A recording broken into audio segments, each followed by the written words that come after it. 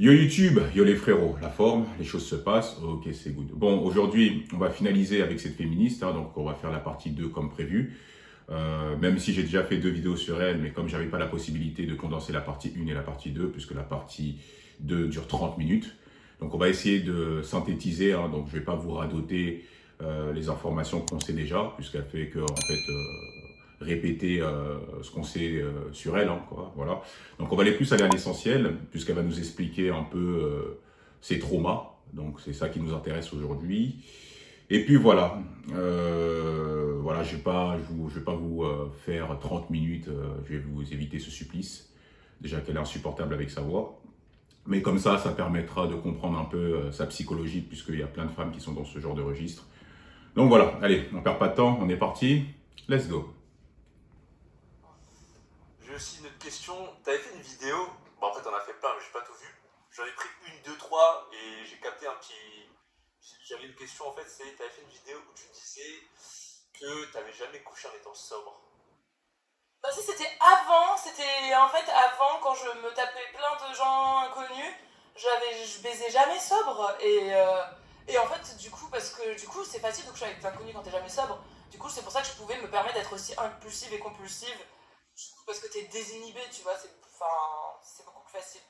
Parce qu'en fait, vu que ça vient aussi de trauma, même si j'aime vraiment le sexe, bah du coup le traumatisme, quand t'es traumatisé par ça, t'es en état de dissociation, ton cerveau il se met en état de dissociation, donc ensuite tu te remets dans un état de dissociation en prenant des substances pour ne pas être sobre et recoucher. Donc tu recouches en étant dissocié, je sais pas comment expliquer, mais c'est un symptôme post-traumatique classique, genre. C'était quoi ces traumas? Bah, viol, abus, agression sexuelle, ce que plein de femmes vivent, sauf que moi je l'ai vécu beaucoup de fois, du coup ça m'a un petit peu fracassé le crâne. Même si j'aime vraiment le sexe et que j'ai vraiment une forte libido de base, ça a vraiment fait un mélange extrême, tu vois. Bon, je lui ai laissé le temps de nous expliquer un peu ses traumatismes. Mais malgré tout, pour moi, il y a des choses qui ne coïncident pas. Pourquoi? Parce que déjà, dans un premier temps, elle nous explique qu'elle a une forte libido. Donc elle a une testostérone au-dessus de la moyenne. Jusqu'à là, c'est normal. Il y a plein de personnes qui sont dans ce cas-là. Il n'y a rien d'anormal. Mais après, elle nous dit que elle a été traumatisée du fait d'avoir été violée. Mais après, elle nous dit que elle couche quand même avec des inconnus en étant ivre ou défoncée. Moi, ce que je trouve quand même assez curieux, normalement, quand tu es traumatisé par quelque chose, on parle de post-traumatique, rien que le fait de penser à cette scène, normalement, tu développes une crise d'angoisse, donc une crise de panique. Tu ne peux pas combattre le mal par le mal. Donc déjà là, il y a un problème, tu vois. C'est pour ça que je ne remets pas sa parole en doute. Je me pose juste des questions. C'est différent. Et attention, je ne néglige pas le viol. Faut le punir très fermement. Écoutez bien ce que je veux dire. C'est juste dans sa façon de gérer ses émotions qui me pose un problème. Puisque là, on peut s'apercevoir que ça fait pas beau ménage, puisqu'elle a des variations d'émotions, quoi. Donc ça veut dire ce que tu es en train d'appliquer comme thérapie, ça ne marche pas fort. On va quand même continuer. Est-ce que tu penses que c'est lié justement le fait d'avoir vécu ça et le fait d'en être aussi on va dire libéré?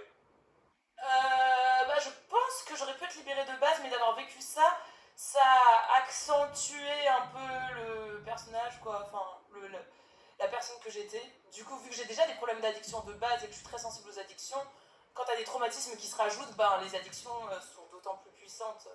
Mais dans ce cas-là, tu n'as qu'à juste consulter un psychiatre. C'est tout. Il va te prescrire des antidépresseurs, il va t'aider à aller mieux mentalement. Parce qu'un psychologue, c'est pas souvent une bonne idée. Pourquoi? Parce qu'un psychologue, il va juste faire en sorte que tu ailles mieux. Tu vois, il va juste voilà, parler avec toi pour que tu te sentes mieux. Donc ça va pas vraiment t'apporter quelque chose de concret. Il va juste t'écouter parler. Ce sera juste une oreille attentive. Mais sinon, en vrai de vrai, il va te facturer 200 € juste pour que tu lui exprimes un peu ton ressentiment. Alors qu'un psychiatre, tu vois, il va prendre en charge justement ton mental, de ce qui se passe un peu dans ta tête, tu vois. Donc, moi, je sais pas, quand tu as déjà des problèmes, il faut déjà essayer de régler tes carences, quoi, tu vois, étape par étape. Tu vas pas accentuer ça en couchant à gauche à droite. Je ne pense pas que c'est une bonne idée, tu vois. Bon, T'as vécu ça à l'enfance? Pas à ce que je me souvienne, donc non.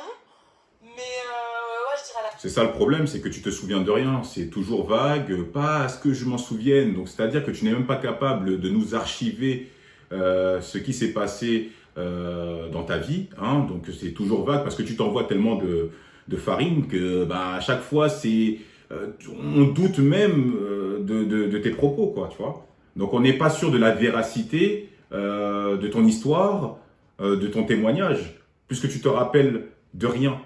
Soit c'est vague, soit c'est abstrait, soit ça ne coïncide pas, ça ne concorde pas. Bah, sois un petit peu sérieuse, quoi, tu vois.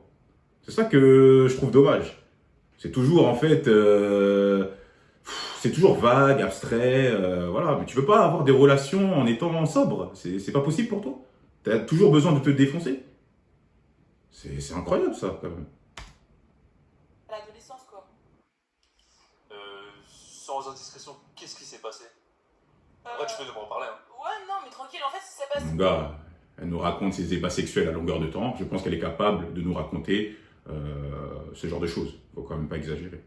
Pas mal de trucs avec pas mal d'hommes différents. La première fois, j'étais complètement ivre, donc inconscient, je m'en souvenais pas.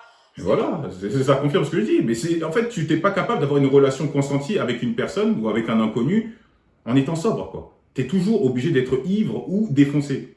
Mais c'est quoi tes tripes, en fait? Après, tu t'étonnes que tu es dans ce genre de situation. Mais à un moment donné, je dis pas, je n'excuse pas le viol. Attention, faut punir ça fermement. Les gars qui n'arrivent pas à gérer leurs émotions, ça, c'est clair et net, c'est des hommes dangereux. Il faut les punir fermement. Mais par contre, n'optimise pas justement la dangerosité et le fait de te mettre dans des situations qui peuvent être très dangereuses pour toi. Si à chaque fois tu te livres aux hommes qui n'ont pas justement cette gestion de leurs émotions, mais comment tu veux que ces genres de choses ne t'arrivent pas en fait? Ça, c'est juste du bon sens, quoi, tu vois. À un moment donné, faut quand même pas... Faut un petit peu réfléchir, tu vois. Sois responsable. Incroyable, quoi. Le lendemain que je me suis rendu compte, j'avais un flashback et tout. Enfin, en fait, c'est plusieurs hommes. Après, je suis sortie avec un pervers narcissique. En Enfin, plus, tu fais des gangbangs avec plusieurs hommes et tout, donc c'est une orgie, quoi. C'est-à-dire que, ouais, vas-y, toi, prends-moi, et puis tac, et tu clac, clac, clac, clac, clac, clac, clac. Après, les féministes, elles vont être en bas en commentaire. Ouais, mais elle fait ce qu'elle veut et tout, elle est libre de son corps et tout ça, et puis gna gna gna gna. Oh là là là là là là, vraiment. Et vraiment, on est vraiment dans une forme de dégénérescence. Hein. C'est-à-dire que ça, c'est ce qu'on appelle vraiment un décervelage. Hein. C'est-à-dire que quand en fait, tu fumes tellement que ton cerveau, il régresse. C'est-à-dire qu'au lieu d'optimiser justement le boost justement de ton cerveau, non, toi, tu le régresses, quoi, tu vois. Parce que tu as des tripes, tu habitues en fait ton cerveau à ce genre de choses. Donc forcément, bah, la dopamine qui va t'envoyer, que tu vas sécréter, ce sera sur ce genre de bêtises-là, quoi, tu vois. Putain, mais... En tout cas, bref. Allez. manipulateur qui m'a manipulé quand j'avais 18 ans, qui m'a violé plusieurs fois. Il y a un autre pervers narcissique de mes 19 à 21 ans qui me violait régulièrement parce qu'il était sadique. Mais en fait, moi, j'étais... Mais moi aussi, j'étais sensible à la manipulation, tu vois, donc... Mais attendez, attends. Mais, oh, attends, doucement, là. Attention. Qu'est-ce que tu nous fais, là? Donc, t'as un gars qui te viole, un deuxième. Ça veut dire que les gars ne se connaissent pas. Donc, tous les gars sur lesquels tu tombes, c'est... Genre, en gros, c'est des violeurs. Non, mais attends. Non. Et après, tu nous dis que oui, t'es sensible. Donc, en gros, tu nous dis quoi indirectement? Que oui, j'aime un peu ce côté nympho, j'aime un peu ce côté où je ne contrôle pas la situation, où voilà, le mec me punit, et des trucs comme ça. Voilà, t'as des tripes un peu particuliers. Mais c'est quoi? Mais tu peux pas sortir avec des hommes normaux, tu vois? Genre, je sais pas. Donc tous les hommes, ils sont soit ce sont tous les hommes avec qui tu sors, soit c'est des violeurs, soit ils sont pas normaux dans sa tête, soit non mais attends, soit c'est des détraqués. Arrête un peu, arrête un peu. C'est-à-dire là où tu vas, non, ils sont tous pareils. Non, remets-toi un peu en question. Ça veut dire qu'à un moment donné, tu poses des actions qui amènent, tu vois, ce genre de choses. Ça veut dire qu'il y a quelque chose que tu fais que tu ne veux pas dire parce qu'à chaque fois, quand on te pose des questions précises, tu commences à nous entourlouper là, tu vois. Voilà, ça a fait des conséquences un peu extrêmes, quoi. Mais parce que et après, genre, j'aimais bien me fuir à travers le sexe, tu vois. À travers tout ce qui existe, donc l'alcool, les substances, le sexe. C'était. Mais tu fuis quoi? Tu fuis tes traumas ou tu fuis justement tes responsabilités? Tu vois, c'est vague. Genre, voilà, quoi, dans toutes les addictions j'étais. Et pour toi, en fait, de quelle manière tu pourrais guérir? Est-ce que ça passe par renforcer ces addictions? Non, mais ça passe aussi par le fait d'assumer ce que je suis devenue, tu vois. Genre, mon ex, il faisait que me lyncher, mais mec, tu peux pas me lyncher sur le passé, les traumas et l'addiction que j'ai eue. Genre, mais ça sert à quoi? Genre, je suis devenue comme ça, je suis devenue la personne que je suis, autant Quand l'assumer. même, il est dépassé, il est dépassé. Quand tu veux regarder sa tête, regardez un petit peu sa tête. Il est dépassé, frère.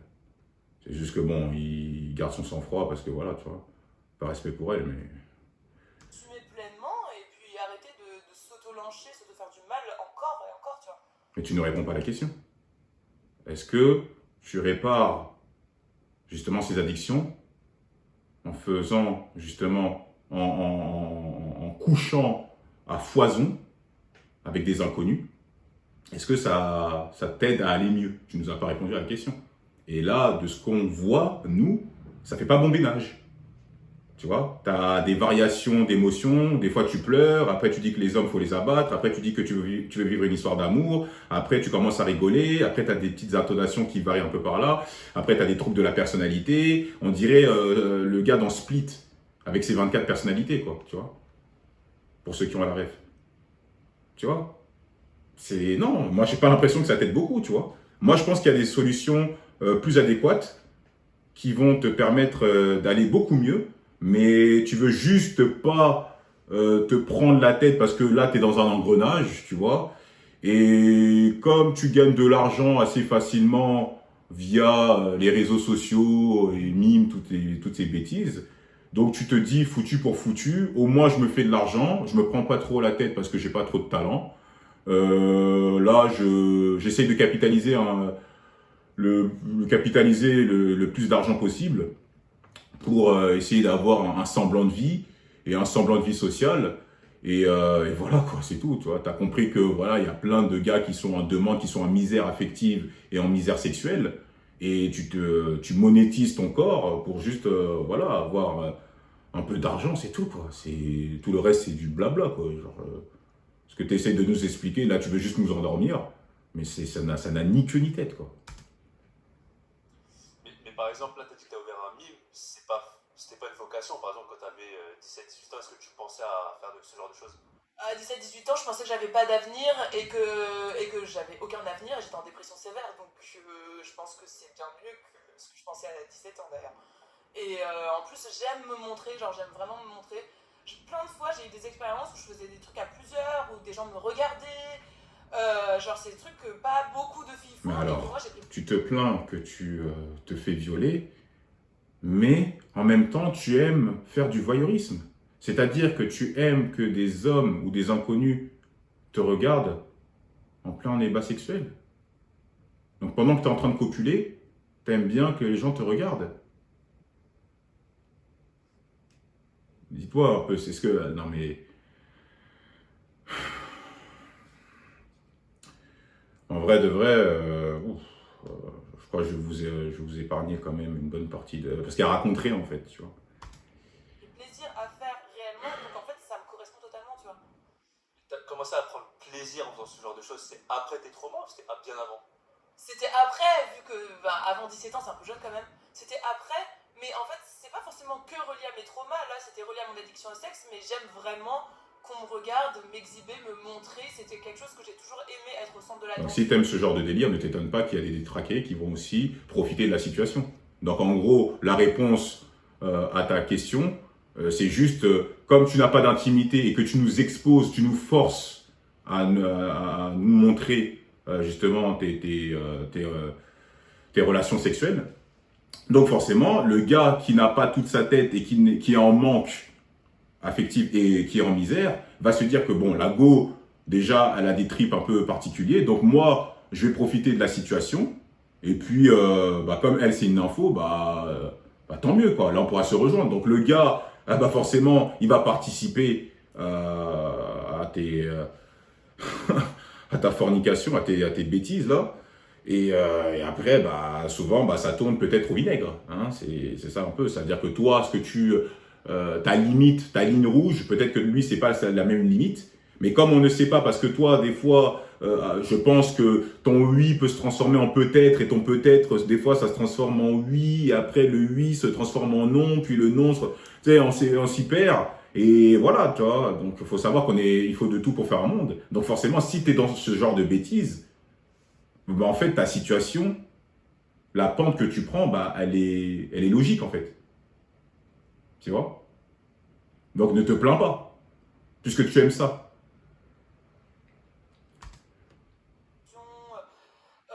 Montrer mon désir sexuel, tu vois, ça m'excite en fait. Je suis un peu exhibe en fait, juste, mais ça fait partie de ma nature, genre. Qu'est-ce que ça t'apporte? Ça m'apporte que je m'éclate, que je m'amuse et que j'ai vraiment une tendance à me faire chier très facilement dans la vie. Donc j'ai vraiment besoin de stimulation intense assez constamment, vu que j'ai un peu le trouble de déficit de l'attention avec ou sans hyperactivité, le TDAH, tu vois. T'as pris des médocs pour ça? Non, j'ai jamais. En plus, c'est un autodiagnostic, je sais qu'il y a plein de gens qui sont contre ça, mais je vois pas d'autres explications, ou alors je suis bipolaire. Enfin, genre, mais c'est obligé, j'ai ça. C'est obligé. J'ai ce fonctionnement, et non, jamais vu de psychiatre pour ça, ni pris de médoc. Donc je m'auto-médicamente à travers la vie, tu vois. Bon, là, on a affaire à une féministe 2.0 qui est complètement, mais hors sol. Hein. Pourtant, j'en ai vu des féministes qui sont complètement un petit peu détraquées, mais elle bat presque tous les records, quoi. C'est-à-dire que la go s'auto-diagnostique en ayant le TDAH, c'est-à-dire qu'on appelle communément trouble du comportement, déficit de l'attention, hein, avec ou sans hyperactivité. Hein. C'est-à-dire que la go n'a aucune notion pour se diagnostiquer ce genre de maladie. Hein. Au lieu de voir un psychiatre qui sera plus à même de la conseiller, la meuf s'auto-médicamente, quoi. Mais sur quelle notion tu te bases pour te dire que j'ai forcément ça? Tu n'as aucune compétence requise pour affirmer cela. Vous voyez? Les substances, il faut diminuer. Moi, je te dis, et quand tu nous dis en plus, hein, en disant que oui, j'essaye de faire ma petite thérapie, je m'auto-médicamente en profitant de la vie. Non, c'est juste parce que tu sais que mime, ça rapporte de l'argent. Donc, comme tu n'as aucun talent, donc tu t'es dit que autant profiter des simps qui vont me payer justement avec des beaux petits cadeaux, hein, mes photos et mes vidéos, puisque je vais faire des cam shows comme une chouin là, et ça va exciter des petits vieux là, hein, des petits quinquagénaires là qui vont s'astiquer la nouille bien flasque là, hein, et comme ça au moins, même si tu as plus trop d'intégrité, que tu as vendu ton âme, mais au moins tu te fais des flouses, c'est tout. Mais ne nous endors pas en enjolivant ton discours, hein, avec des mots à l'eau de rose, non. Tu sais très bien que ce que tu fais, c'est n'importe quoi. Au lieu de consulter un psychiatre, hein, tu préfères plutôt te voiler la face, hein, toujours en restant dans le déni. C'est toujours plus simple. Moi, je vais t'apporter des solutions, même si je sais que tu ne vas pas écouter, mais au moins, j'aurai le mérite de l'avoir fait. Déjà, dans un premier temps, je te conseille de lire. Pourquoi? Lire, ça a plusieurs effets positifs. Déjà, ça va améliorer un peu tes synapses. Les synapses, c'est quoi? C'est une région qui est entre les deux neurones. Hein. C'est ce qui permet justement de traiter l'information. Voilà. Ça va être bien parce que tu seras en capacité de comprendre déjà ce que tu fais et comprendre ce que tu dis. Hein. Après, bien sûr, ça va développer justement ton éloquence, tu auras plus de vocabulaire. Et en plus de ça, tu seras dans un cadre où tu seras calme, où tu pourras te recentrer, donc ce sera bénéfique pour ton cerveau. Ça, déjà, la lecture, c'est un très bon remède. Deuxième remède, je te conseille aussi la méditation. Et je suis grave sérieux, pourquoi? Parce que la méditation, hein, comme ça là, la méditation a des bienfaits sur votre cerveau. Pourquoi? Parce que quand vous méditez, vous connectez les deux hémisphères de votre cerveau. Donc il y a l'hémisphère gauche et l'hémisphère droit. Hein. Donc l'hémisphère gauche est plus lié à la logique, hein, pour faire un petit peu d'SVT, et l'hémisphère droit est plus lié à la création, voilà, à l'émotion, voilà, quoi. Donc tout ce qui est à droite, ce sera tout ce qui est traitement holistique, émotion, croyance, art et tout ça. Et à gauche, on aura quoi? On aura tout ce qui est traitement séquentiel, mathématiques, sciences, traitement séquentiel, tout ça. Voilà. Donc le fait de faire de la méditation, justement, tu vas aider au corps calleux. Donc c'est une région médiane qui sépare les deux hémisphères. Hein, donc c'est ça qui permet justement la transmission des deux hémisphères.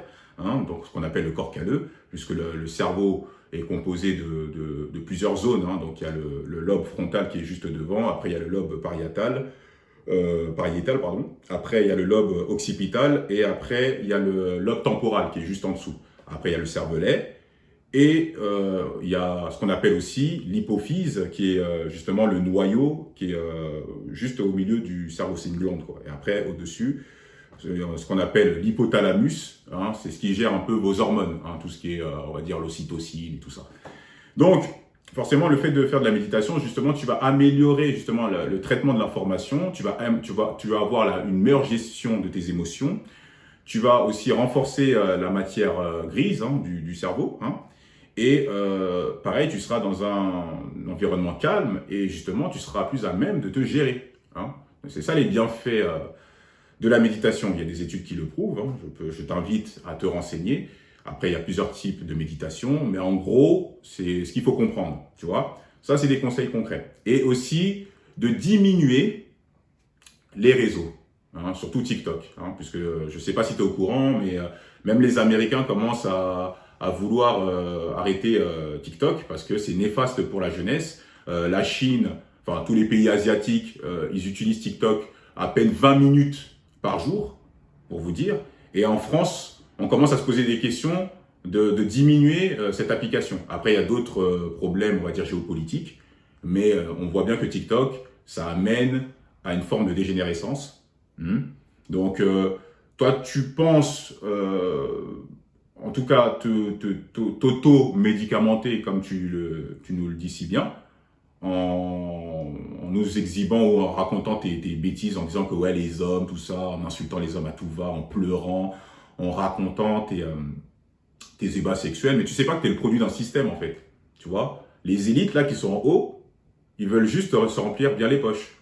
Tu vois, toi, tu es juste là, tu t'abreuves un peu du système mis en place, hein, donc le système progressiste avec tous les courants de pensée, là, et tous les wokismes de merde qu'on essaye de nous matraquer, là, dans notre cerveau, tu vois. Tu penses, en fait, être une femme libérée, mais tu ne sais pas que tu es juste un pion, quoi. Tu vois, parce que tout ce que tu fais là, ça sera enregistré, on aura toutes tes données, et tu vois quand tu seras mère, quand tu auras des enfants, parce que même si, bon, certaines féministes, elles disent oui, non, moi je m'en fous, moi je pense à ma carrière, je suis carriériste, voilà, les enfants, on a le temps, pour l'instant je préfère faire la faux folle, je suis plutôt une meuf dévergondée, tout ça. Tu vois, quand tu auras des enfants, tu vois, ce que tu fais là, par tes actions qui sont complètement égoïstes, bah tes enfants ils vont morfler, tu vois. Ils vont morfler. Pourquoi? Parce qu'on va leur faire de l'harcèlement moral. Et vous savez, les enfants entre nous, quand on était petits, on est méchants, tu vois. Donc, ils vont se faire harceler. Et tu ne sais pas la sensibilité qu'auront tes enfants. Peut-être qu'ils vont, tu vois, se ôter la vie. Tu ne sais pas. Pourquoi? Parce que le premier modèle qu'on a, quand on est enfant, c'est notre mère. Le père vient souvent juste après. Il y a le père aussi qui joue un rôle, attention. Mais la mère, c'est un symbole sacré, pardon. Hein?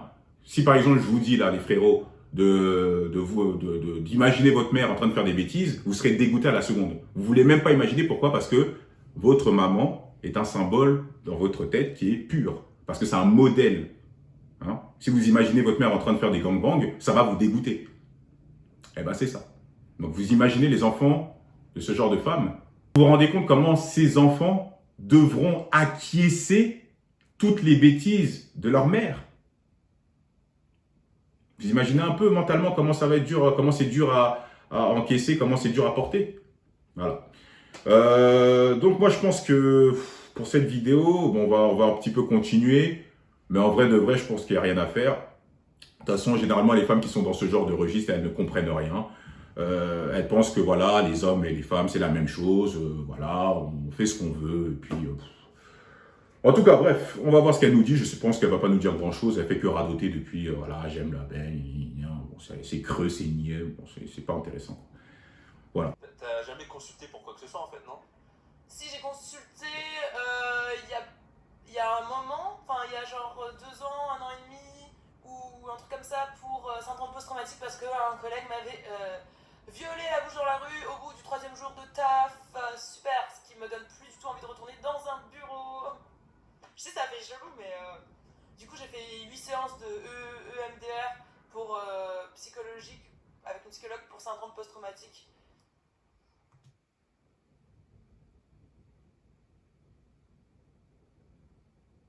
Donc là, elle est en train de nous dire que un collègue, à elle, lui aurait mis son phallus dans sa bouche au bout du 3e jour.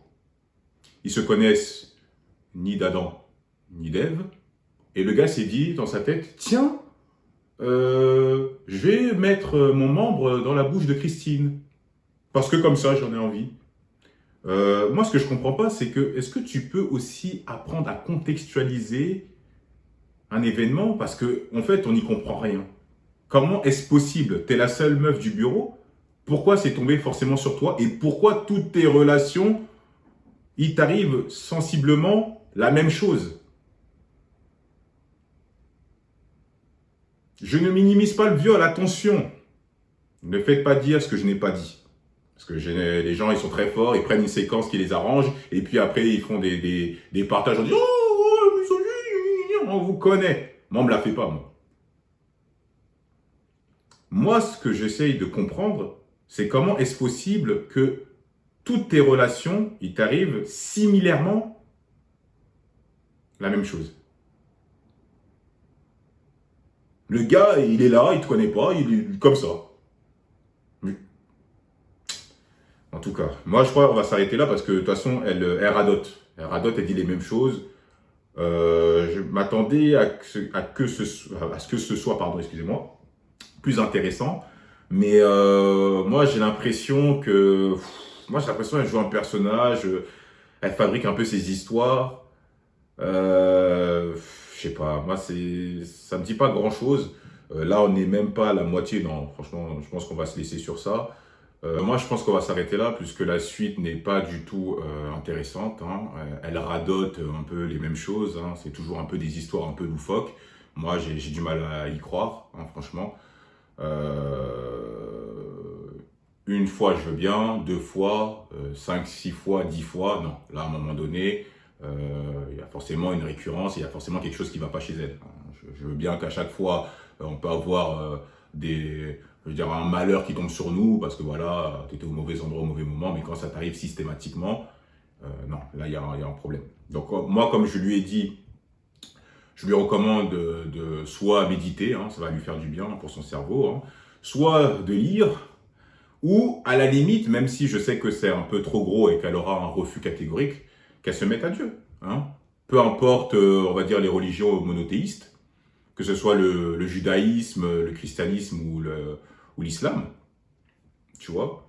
Je pense que si il est jamais trop tard, tu vois, si elle se remet à Dieu, je pense que voilà, tu vois, ça peut lui faire des miracles.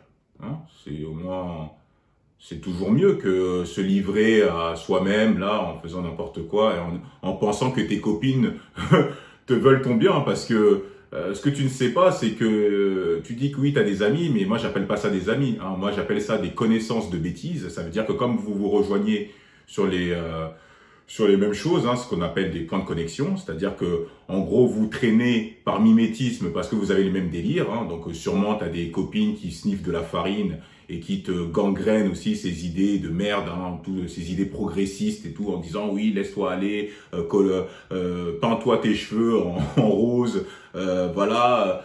Revendiquons le wokisme, voilà, et tous ces trucs là, toutes ces bêtises, tout ça. Bah toi tu penses que ce sont des amis. Non, un ami normalement est capable de te dire la vérité et te ramène pas vers le bas. Hein. Non, sinon c'est pas un ami. Hein. Donc il y a un ami ne te caresse pas tout le temps dans le sens du poil. Hein. Donc, il a quand même justement cette capacité de te dire les choses parce que il tient à toi en tant que personne, en tant qu'humain, et il va pas te flatter, hein, dans ta bêtise en croyant à vos inepties de merde. Non, tu vois. Ça, c'est ce qu'on appelle des mensonges éhontés. Hein. C'est du mensonge, c'est de la poudre de perlimpinpin.